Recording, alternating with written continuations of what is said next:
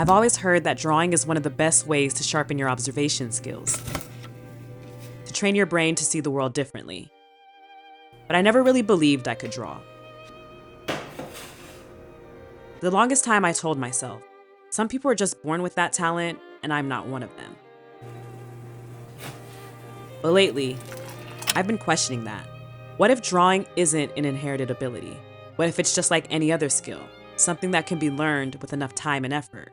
So, for the next 30 days, I'm putting that theory to the test. Before I start, I need to know where I'm at. No tutorials, no tips, just me, a pencil, and a sketchbook.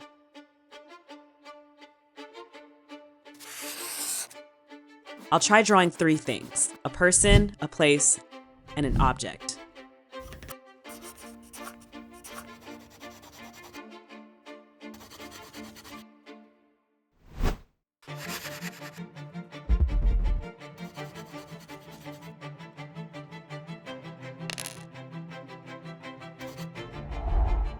Okay, yeah, it's not looking great.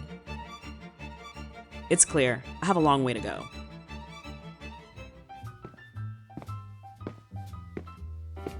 If I'm going to improve, I need real guidance, not just trial and error. That's why I was excited to discover Craftsy, who is sponsoring this video. Craftsy is an online community of creative, like-minded makers where members can find endless inspiration, advance their skills, and discover new hobbies. With over 2,000 classes across more than 20 creative categories like writing, painting, photography, sewing, and of course, drawing. I found a class called 7 Days of Drawing by Patricia Watwood, designed to help build a daily drawing habit. She breaks down techniques in a simple, straightforward way, making it easy to follow along at my own pace. And honestly, I'm already seeing improvements. And here's the best part. Craftsy is offering the first 1,000 of you a full year of premium memberships for only $1.49. Just click the link in the description below. It's valid for new members only, so don't miss out. Thank you, Craftsy, for sponsoring this video. So now, with some expert guidance, let's see what 30 days of practice can do. To start this off, my goal is simple: sketch for 30 days to 1 hour every day. In order to get more comfortable, I need to practice drawing different lines. Just like a basketball player practices basic dribbling, an artist practices their lines. The first week is all about getting the basics down. And honestly, it's been rough. My lines are wobbly, my proportions are way off, and shading, let's not even talk about that.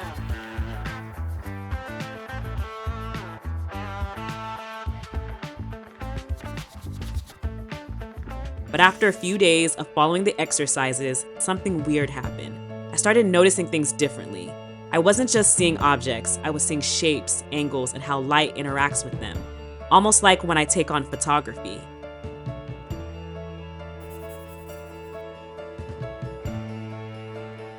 By the end of the week, I could already see a difference. It wasn't perfect, but compared to my first attempt, huge improvement.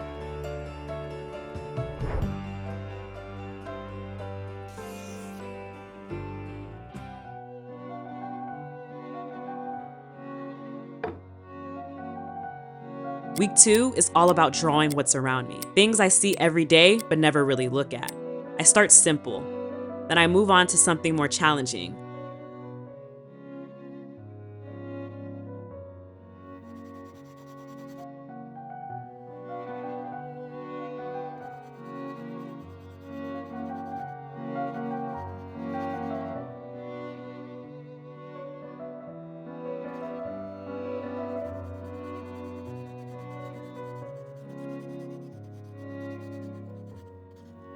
I've been working on this one drawing pretty much all week, primarily because of the way there's a lot of overlapping of the flowers and the leaves.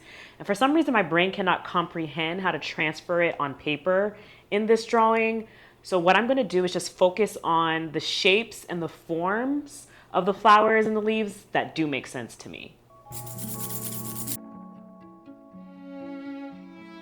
It's crazy how much we miss when we don't take the time to really observe.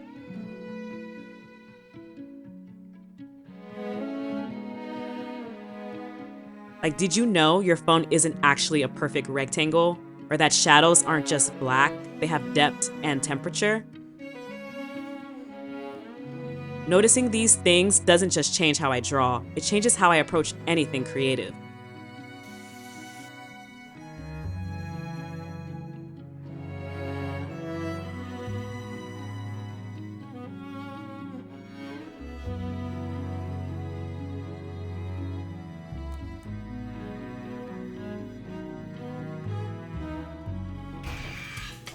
After a solid 2 weeks of drawing and making progress, I felt it was time to treat myself to something truly special.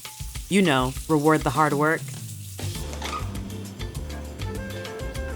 I don't know if pineapples belong on pizzas, but they definitely belong on burgers.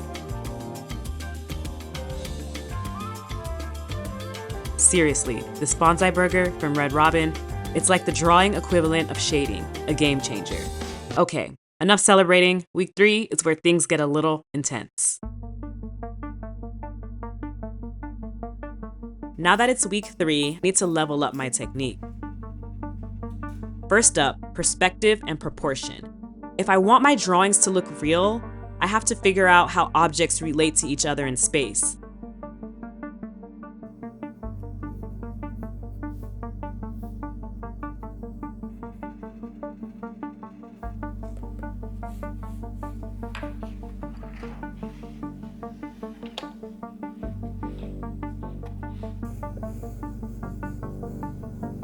Then comes light and shadow.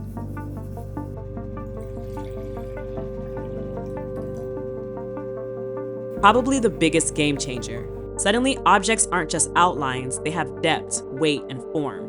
And finally, textures and details.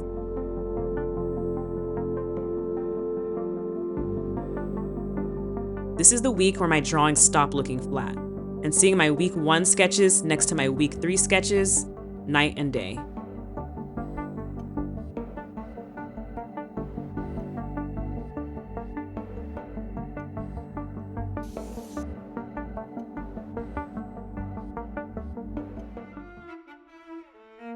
For the final stretch, it's time to apply everything I've learned. I start drawing things that actually excite me, things I want to get better at. I also experiment with a different medium to see how it changes my approach.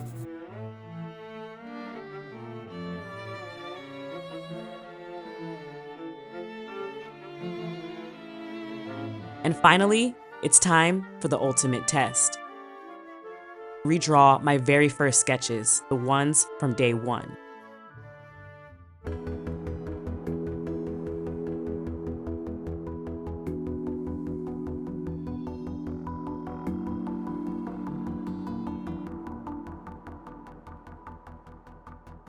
Looking back at where I started, it's crazy to see how far I've come. Not because my drawings are perfect, not because I suddenly became an incredible artist, there's still plenty of practice to go, but because I held my thoughts captive and took a chance.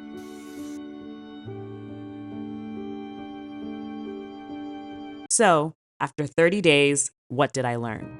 I learned that drawing isn't about talent, it's about patience, it's about practice, it's about taking the time to truly observe the world around you. If you've ever told yourself, I could never do that, I hope this challenges you to rethink that. Give yourself permission to be a beginner, to start messy, to learn as you go. Because whether it's drawing, painting, or running a marathon, the hardest part is simply beginning. And who knows, you might just surprise yourself. I'm really surprised by my progress. If this is what 30 days could do, imagine what 1 year of practice could look like.